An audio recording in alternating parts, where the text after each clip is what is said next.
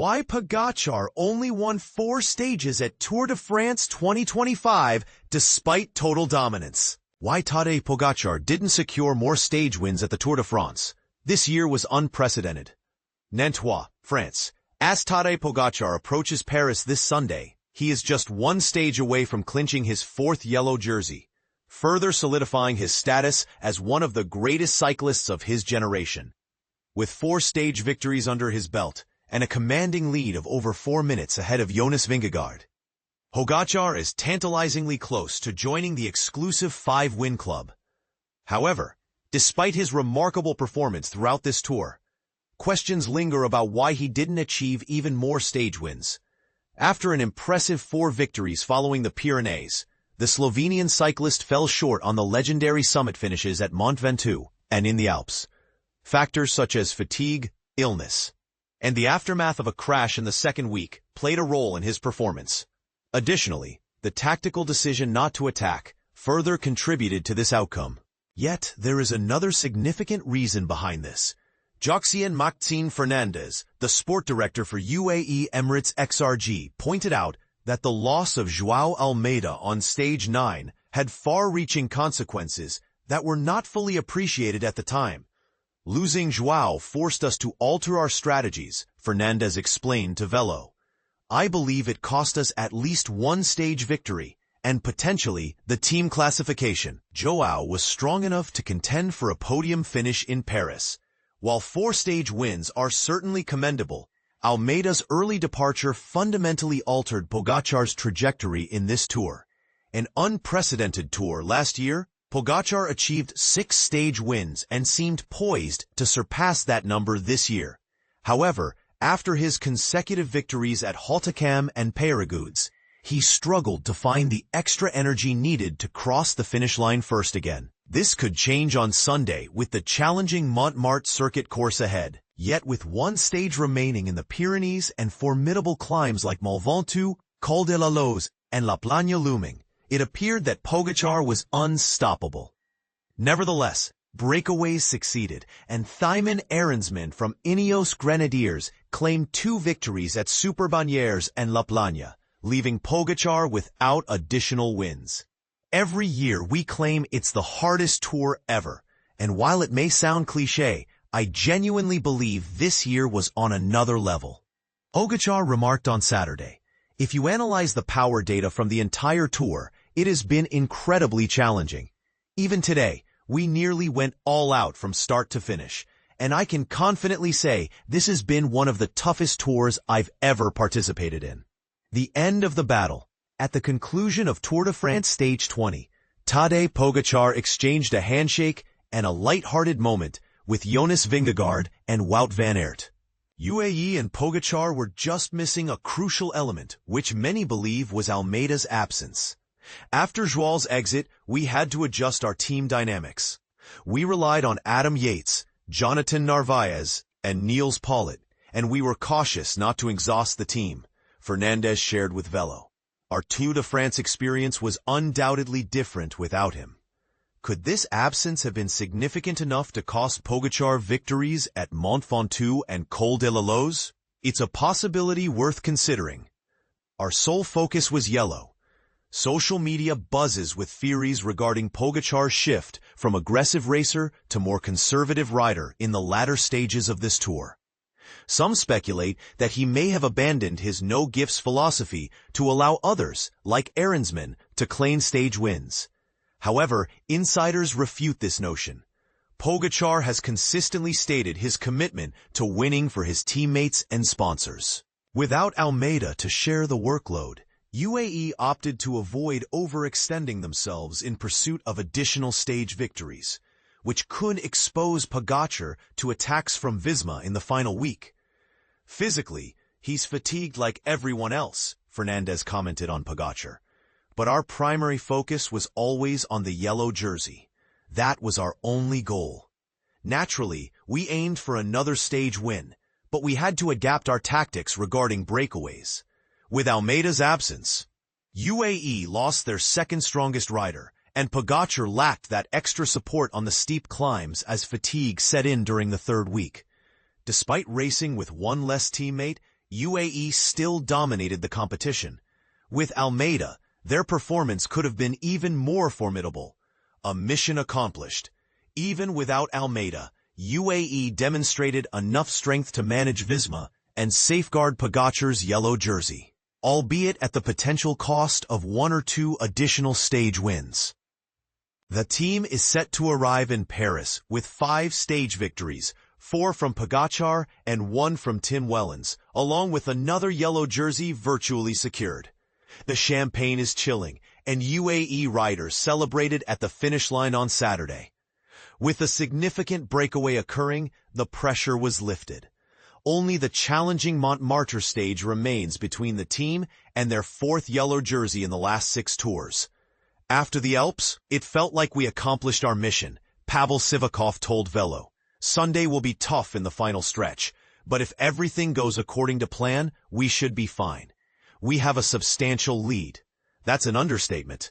Tadej Pogačar is set to equal Jacques Anquetil's record as a 5-time winner of the Tour de France. Vingegaard had already conceded defeat on Friday at La Plagne, racing only the shortened final mountain stage in hopes of securing a win, rather than attempting to chip away at Pogacar's lead. Sivakov also revealed how Almeida's absence disrupted the team's internal dynamics. Without the reliable Portuguese rider, more responsibility fell on others, like Sivakov, who battled illness throughout much of the tour. We're almost at the finish line, and everyone is feeling the fatigue of the Tour de France, Sivakov noted. I believe João was a significant loss. We could have secured a couple more stage wins if he had been present. In stages like La Plagne and Super-Bagneres, we lacked that extra support in the final push. It opened the race for all teams, which has its advantages, but we truly missed João. I think he was in exceptional shape to contend for a podium finish, Sivakov added regarding Almeida. For us, it became a matter of defense, but even without him, the team proved to be incredibly strong, and we managed to bring today to Paris in yellow. Building his legacy. Does it really matter if Pogačar finishes with 4 stage wins instead of 6? He has been virtually untouchable in this tour, even against a top-performing Vingegaard and the relentless attacks from Visma Lease bike at every turn. To be honest, I don't think it alters much, Sivakov remarked about Pogačar's win ratio in this tour. He's already the number 1, but this just reaffirms that he's the best in the world, Sivakov stated to Velo. Even after crashes, he continues to push forward and win. I believe this victory is solidifying his legacy. Tadej Pogačar, cycling perfection, inside UAE Team Emirates' 4th Tour de France triumph. UAE Team Emirates manager declares Pogačar as the pinnacle of cycling excellence. Joxian Fernandez-Matzin, the team manager for UAE Team Emirates, believes that Tadej Pogačar's recent triumph at the Tour de France, marking his 4th victory, is yet another significant achievement in a carefully orchestrated plan. Despite this latest success, Matzin firmly believes that the 26-year-old cyclist has not yet reached his full potential. This revelation should send shivers down the spines of every professional cyclist currently competing. In a recent conversation with AS, Matzin expressed his satisfaction with the team's performance at the Tour, stating, "I would rate our performance a solid A." However, he noted that it fell short of an A+ due to the unfortunate crash of João Almeida, which he believes would have led to a podium finish for Almeida, or at the very least, a strong contention for it. That crash not only cost us an individual result, but potentially affected our team classification as well, he added. Matzin highlighted 2 key achievements for UAE Emirates during the tour, a strategic display of tactics and a psychological advantage, with Pogačar making significant impacts during the Cannes time trial and again at Hautacam. That was a pivotal moment, both psychologically and in terms of time, Matzin remarked. We were apprehensive about the first 10 days, filled with tension. Yet, we managed to take control, even when we didn't always wear the leader's jersey.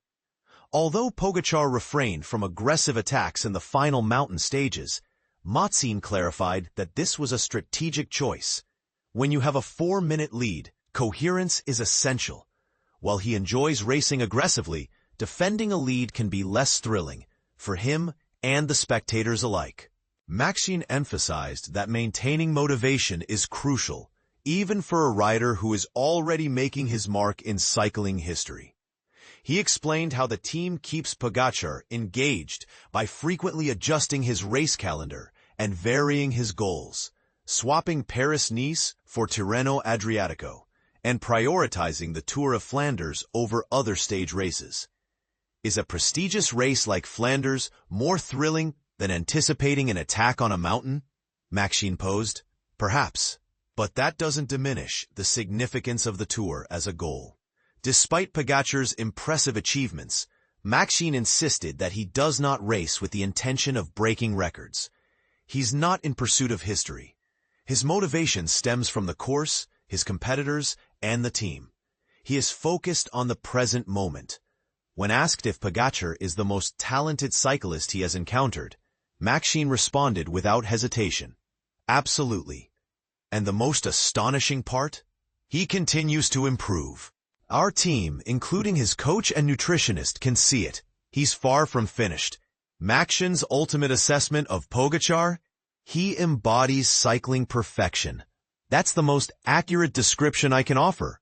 Interestingly, Pogačar recently announced that he will not be participating in the Vuelta, a decision that likely brought a collective sigh of relief from his competitors in the general classification.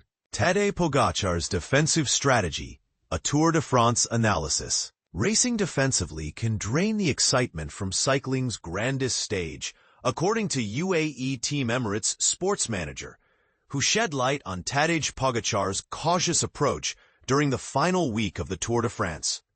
The tension between protecting a lead and maintaining spectator engagement is a delicate balance, one that Pogačar and his team had to navigate carefully.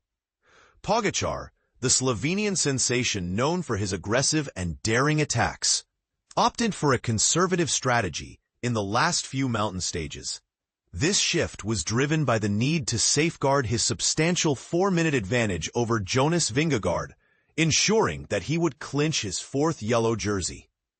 While this defensive stance was a strategic necessity, it left both Pogačar and the audience feeling less engaged.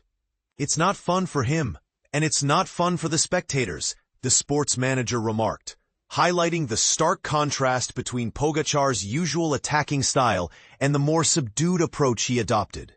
This raises a critical question. How can a rider balance the pressure of maintaining a lead with the desire to put on a thrilling show for fans? For many, the Tour de France is about more than just winning. It's about the drama, the unexpected twists, and the sheer spectacle of the sport. When a rider like Pogačar, who is renowned for his audacious moves, opts to play it safe, it can feel like the soul of the race is being stifled. But here's where it gets controversial. Some argue that this is simply part of the game, a necessary evil to secure victory. Others believe that the sport loses something vital when the best riders are forced to ride defensively. And this is the part most people miss. Pogačar's decision to defend his lead was not just a tactical choice, but also a psychological one.